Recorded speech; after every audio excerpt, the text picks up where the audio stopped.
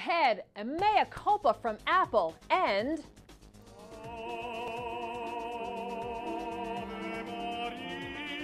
the Fryer going global later in the show.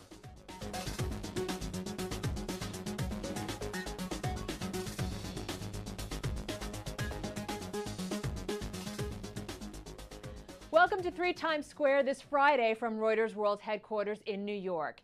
Apple CEO Tim Cook apologizing to customers. In a letter on the Apple website, Cook saying the tech powerhouse fell short with its new mapping program. It dropped the Google Maps app and replaced it on the iPhone 5 with its own product based on maps from TomTom. Cook saying the company is sorry for the frustration and promised it's doing everything it can to make maps on the iPhone 5 better.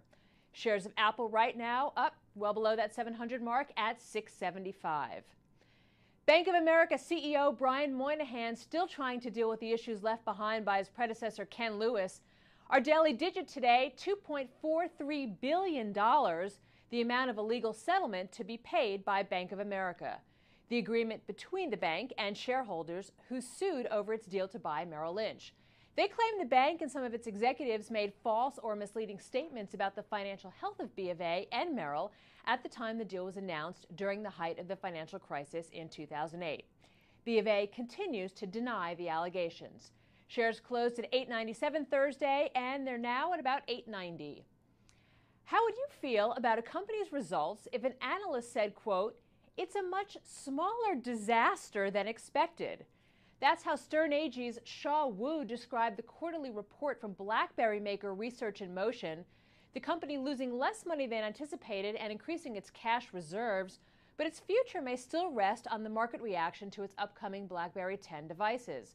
The CEO telling CNBC the product will make its debut in the first quarter of next year. For now, investors enthusiastic. Shares are spiking in early trading. Investors less positive on Nike, the shoe company reporting a better than predicted profit, but orders in China fell for the first time in 3 years. While the sneaker retailer The Finish Line, which sells Nikes, also posted a strong profit and raised its guidance. Macy's saying the company will become its exclusive footwear partner. Checking the shares right now, Nike down about 2.5%, and The Finish Line also dropped just under 2%.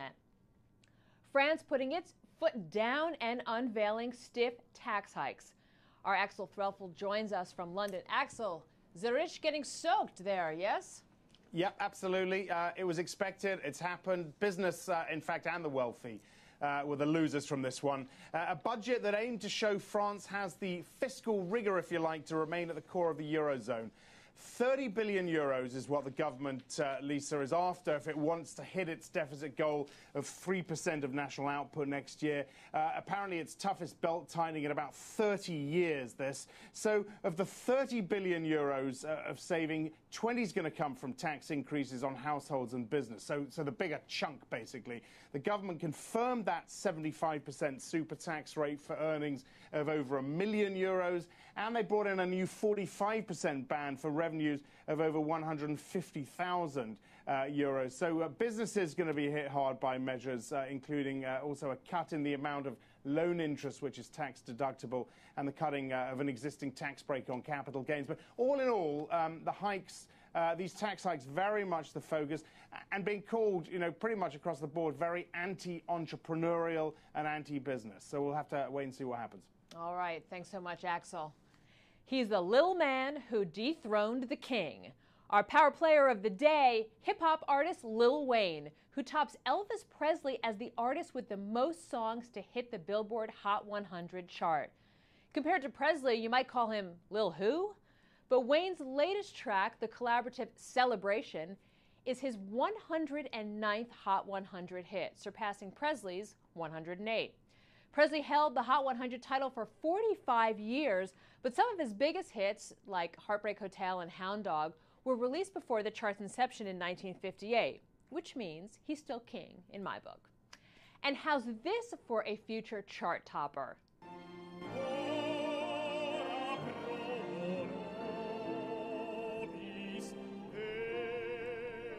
He's Italy's Friar Alessandro, one of the first monks in history to land a major record deal.